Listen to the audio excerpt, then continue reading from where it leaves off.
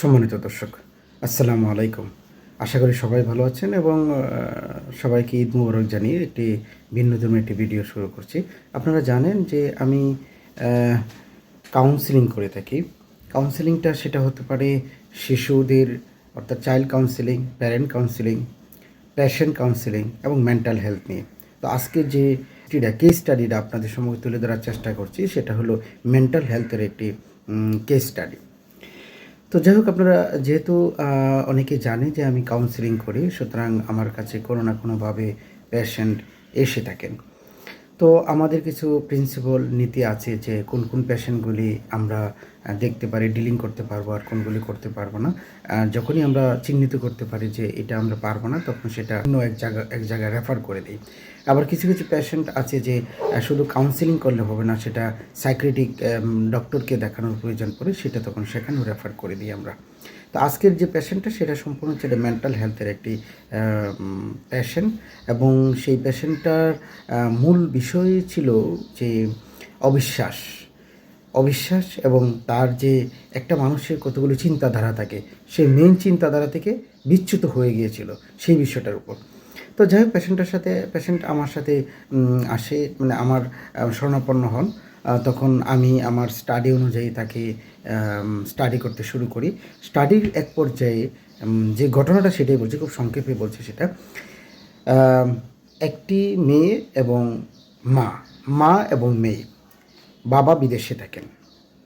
এখন বাবা বিদেশে থাকে যখন মেয়েটার বয়স 7-8 বছর। এখন মেয়েটার বয়স প্রায় 7-8 বছর ধরে থাকে, এর ভিতরে আর দেশে আসে নাই। তার মানে মেয়েটার বয়স 14-15 বছর হয়ে যাচ্ছে, এসএসসি পরীক্ষা দেবে এটেন্ড করে।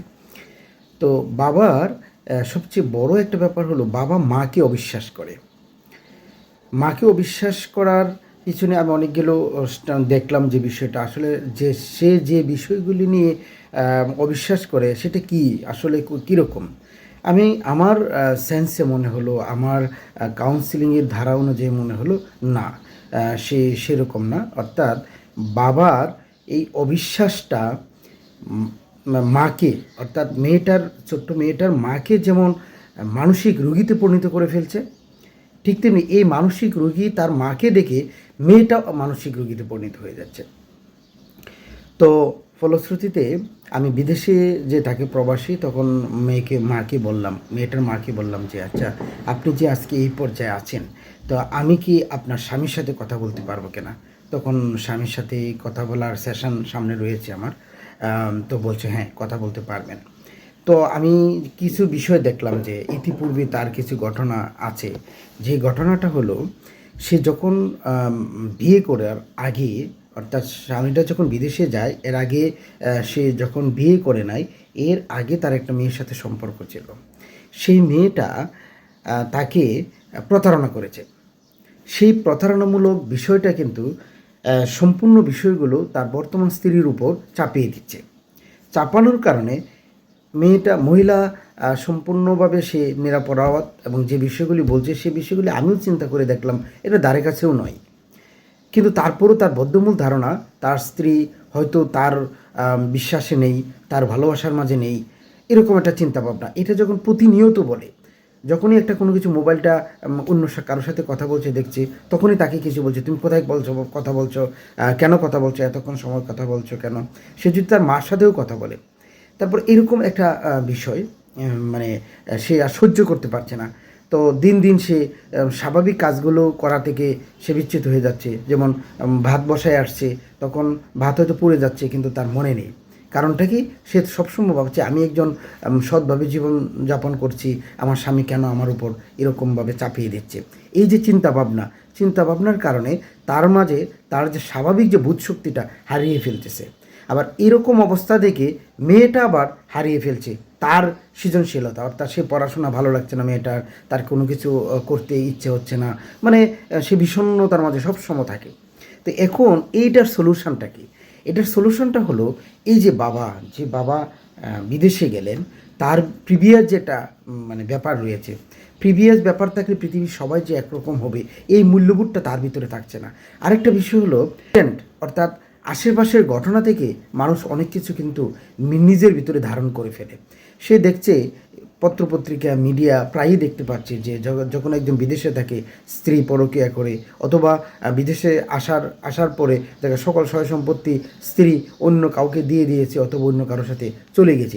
এই যে বিষয়গুলো তাকেও কিন্তু, যেহেতু প্রিভিয়াস একটা ঘটনা আছে এবং বিষয়গুলো এরকম হয়ে যাচ্ছে আমাদের সমাজ ব্যবস্থাটা, সেগুলো কিন্তু তার ওই পুরুষটাকে কিন্তু ক্ষণে ক্ষণে খাচ্ছে।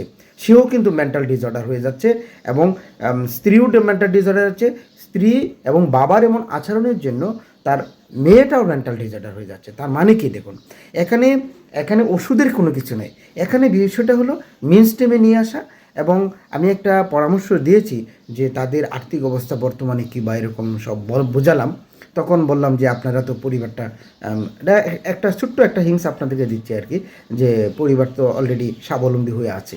তো এখন তো বিদেশে টাকাটা কতটুকু যুক্তিযুক্ত বা সেটা এমন কিছু বললাম যে আপনার স্বামীরও তো আপনার সাথে সময় কাটানোর একটা ব্যাপার আছে। তারপরে আপনার বাচ্চাটা বড় হচ্ছে, তার বাবাকে সে পাচ্ছে না, অনেক দীর্ঘদিন ধরে সময় পাচ্ছে না। বাবাটারও তো সন্তানটারও তো, মেয়েটারও তো তার বাবার প্রয়োজন। তো সুতরাং এইভাবে আপনি কি মনে করেন? আপনি কি মনে করেন না যে আপনার স্বামী যদি এখন বিদেশে এসে অনেক অর্থ সম্পদ উপার্জন করেছে, আপনি সেই টাকাটা অপচয় করেন নাই, এটা যদি সে বুঝতে পারে, আশা করি দেশে এসে সে সম্পূর্ণভাবে আপনার প্রতি যে ভ্রান্ত ধারণা সেটা অবশ্যই চলে যাবে। সে তখন বললো, হ্যাঁ স্যার, আমার এটাই মনে হচ্ছে আপনার কথাটা রাইট, যে আমি যদি তাকে এভাবে ইনফ্লুয়েন্স করতে পারি। তখন আমি বললাম যে আপনি তার প্রতি ভালোবাসা দেখাবেন, এমন ভালোবাসা দেখাবেন সে যেন দেশে চলে আসতে বাধ্য হয়। তো যাই হোক, পরবর্তীতে আরও কয়েকটা সেশন হবে ইনশাল্লাহ। এরকম আপডেট নিউজ আপনাদেরকে আমি জানাবো। তো এরকমভাবে আমাদের পারিবারিক কনজুগাল লাইফ এবং চাইল্ড এবং প্যারেন্টের সাথে কাউন্সিলিং, এটা আলাদা একটা বিষয়, এবং মেন্টাল হেলথের এটা আলাদা বিষয়, এবং পেশেন্টের কাউন্সিলিং সেটা আলাদা বিষয়। তো সুতরাং এই 4 ধরনের কাউন্সিলিং নিয়ে আমি কাজ করে যাচ্ছি। আপনাদের যদি কারো প্রয়োজন পড়ে আমার এই নাম্বারে যোগাযোগ করতে পারেন। আশা করি আপনারা ভালো থাকবেন, আমার জন্য দোয়া করবেন।